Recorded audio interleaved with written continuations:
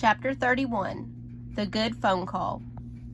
On the Friday, that is 3 weeks after Hurricane Susan, Uncle Weldon picks me up at school as usual.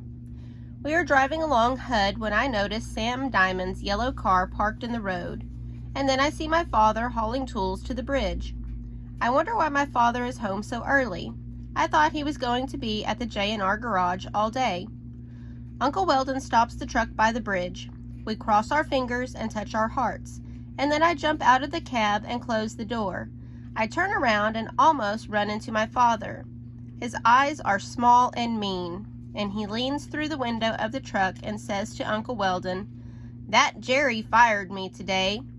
Only instead of the name Jerry, he uses a word I'm not allowed to. "He frickin' fired me," my father goes on. "No reason." He bangs his hand on the side of the truck. "Whoa," says my uncle. "What are you going to do? Finish the bridge? And then what?" "I don't know, and then what, right now, okay? But shouldn't you think a little ahead? You can't just live day to day." Uncle Weldon looks like he has something more to say, but my father interrupts him. "I've got plenty to do around here. The yard's still a mess. I'll keep busy." That's not what I meant.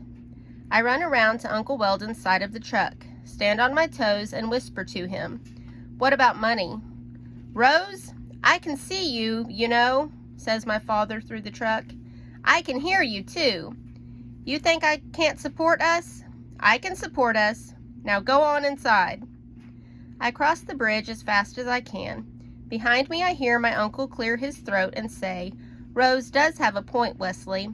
What are you going to do for money? Rose needs new clothes." My father bangs the truck with his fists again. "Don't tell me what Rose needs." He's yelling with his hands instead of his voice. That's the end of the conversation. I don't hear anything but the sound of the truck starting up as I dash onto the porch, past the empty couch, and hurry into the house. I take the telephone into my room and throw my school bag on the floor. Then I get out my lists of shelters. I have called every single shelter on all the lists, but I've only called the furthest shelters, the ones in the widest ring of the map, once. It's time to call them again, just in case. Just in case Rain got washed very far away, or in case her nose wasn't working well and she wandered in the wrong direction. I call Boonton Animal Rescue Center. Still no rain. I call Safe Haven Shelter. Still no rain. I call Olive Bridge Animal Adoption Network. Still no rain. Then I call Happy Tales Animal Shelter. A voice answers the phone, and when I determine it's the voice of a real person, not a recorded voice, I say, "Hello, this is Rose again. I called last week. I'm still looking for my dog Rain. She got lost during the storm. She has yellow fur and 7 white toes. Has anyone brought her in?" The person on the other end of the line, who is a man, says, "How big is she? Do you know how much she weighs?" "She weighs 23 pounds, I reply. I remind myself not to add that 23 is a prime number. That is not appropriate for this conversation. "And she has white toes?" "They're not all white," I say. "Just 7 are. 2 on her right front paw, 1 on her left front paw, 3 on her right back paw, and 1 on her left back paw." Hang on a sec. I can hear the man talking to someone. He repeats the information about Rain's toes. Then he says, "Hang on just a few more seconds, okay?" There's a long silence. I look out my window.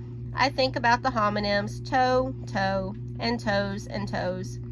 Finally, I hear a voice in my ear again. "We do have a dog like that here," says the man. He sounds excited.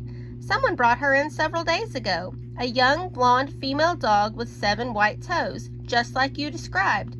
We've been trying to..." My hands start to shake. I drop the phone, and it rolls onto the floor. I can't think. I put my hands over my ears and jump up and down on my bed. Then I jump off the bed and pick up the phone. I can hear the man saying, "Hello? Hello?" I click the phone off. Then I click it on again. I dial Uncle Weldon's number before I remember that he's still on his way back to work.